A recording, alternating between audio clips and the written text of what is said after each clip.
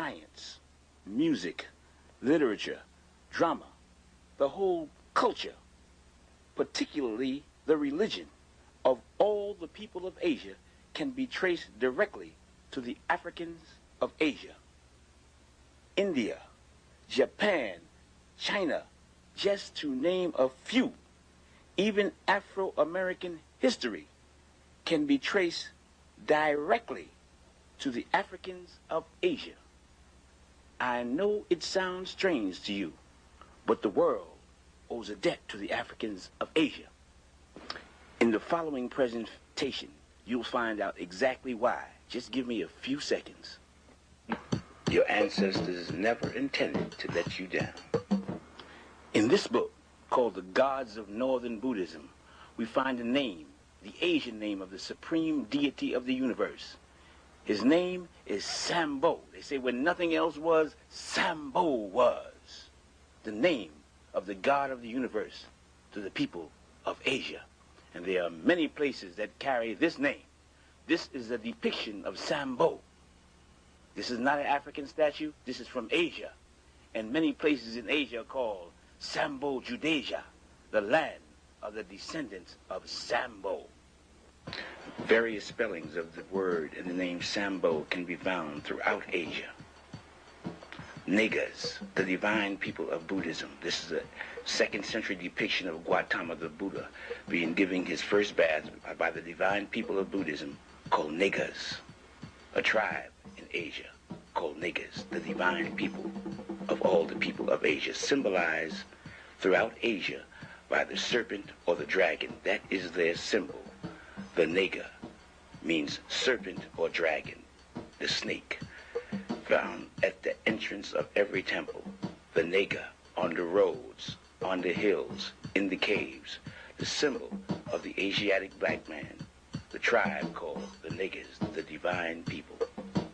There are cities also throughout Asia that carries this particular name, Nega. It can be seen at all ceremonies dealing with worship of God. From the Nile Valley to the Indus Valley, on tombstones, a symbol of immortality because of the serpent's ability to change his skin is a sign of never dying, and is used throughout the planet Earth, North, South America, Egypt, Asia, Africa, throughout the world. It's the symbol of life after death, the Nega, the serpent. In all ancient cultures, in all ancient religions, the serpent is the symbol, the Nega, the symbol of divinity, of God. The original inhabitants of Southeast Asia was called the Mons, an African tribe. In order to confirm what these people look like, you have to go to the archaeological finds from Davarati, a French archaeological research finding confirming the original inhabitants. There's no depictions preceding these of the original inhabitants of Southeast Asia, the people, the descendants of Sambo, the Asiatic black man. The 7 serpents, or 7 rays, or the Negas surrounding his head, represent the cosmic forces that afford him protection. He is a divine representation of cosmic forces, and those 7 serpents represent his divine mission. He does not come of his own. He's a manifestation of the cosmos. The serpents, or the Nega, represent cosmic forces which is at his command, which represent him as a divinity. He is the manifestation of the universe. That is the symbol of those serpents you see surrounding his head. In essence, the 7 serpents are cosmological, dealing with astrology. It's astrological representations of those forces of the cosmos that he represents. He is a universal monarch, a universal king, which he manifests and he shows evidence of. The black man of Asia, the original inhabitants of Asia. He is a human being of flesh and blood. He comes as a teacher, as a manifestation of God. His teachings are called the Dhamma. He is called the Buddha, the intelligent one, the one who has achieved intelligence, or the genie, the conqueror. He comes to explain the laws of the universe. He comes to confirm that there is, in fact, life after death.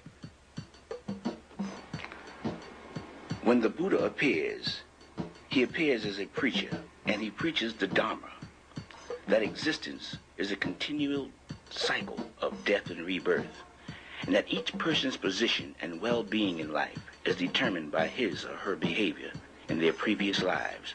For example, good deeds may lead to rebirth as a wise and wealthy person or as a being in heaven, and a person's evil deed could lead to rebirth as a poor and sickly person, or even rebirth in hell. He preaches that you reap what you sow.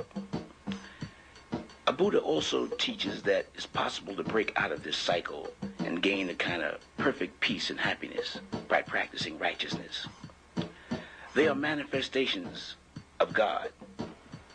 According to their prophecies, they promise to prove and make manifest through a Buddha or a Jina life after death before the end of this century. How can you teach a people to know God if he himself does not know God? If you try teaching a Christian that God is also a human being, or manifests himself in the form of a human being, or makes himself known through a human being, they will say that you're crazy, that you don't believe in God. Meanwhile, they admit that he's a mystery God who is unknown. They teach not to make any likenesses of him, yet they adorn their walls and churches with pictures, images, statues like human beings. They also say he is a spirit that cannot be seen. They cannot see him, yet they believe in him.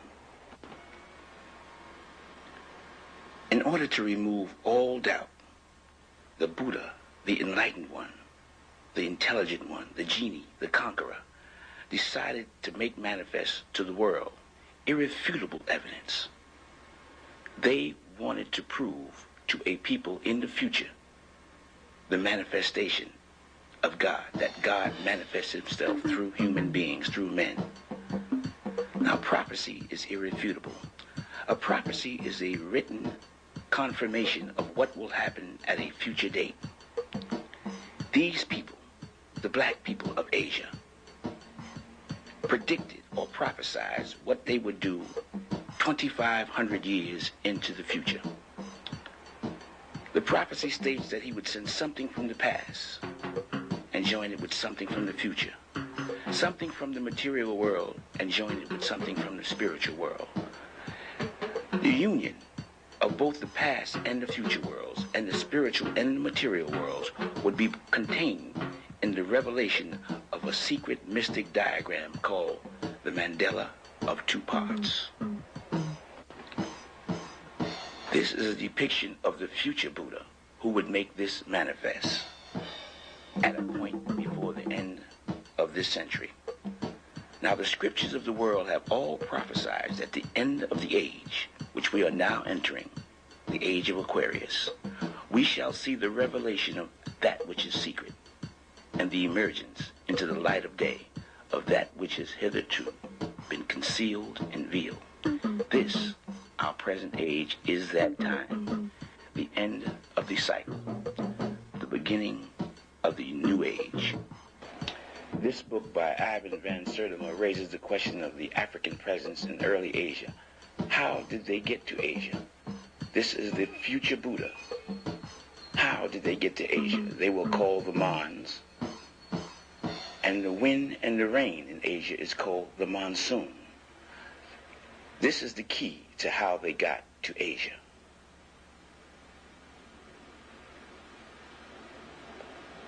The monsoon wind in April blows from the southwest, and in October it blows from the northeast.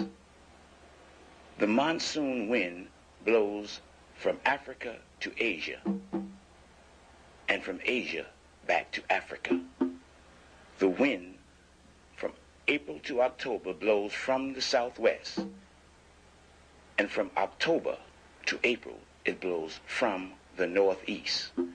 These two trade routes and routes that of travel is the direction of the Mons, the Africans of Asia.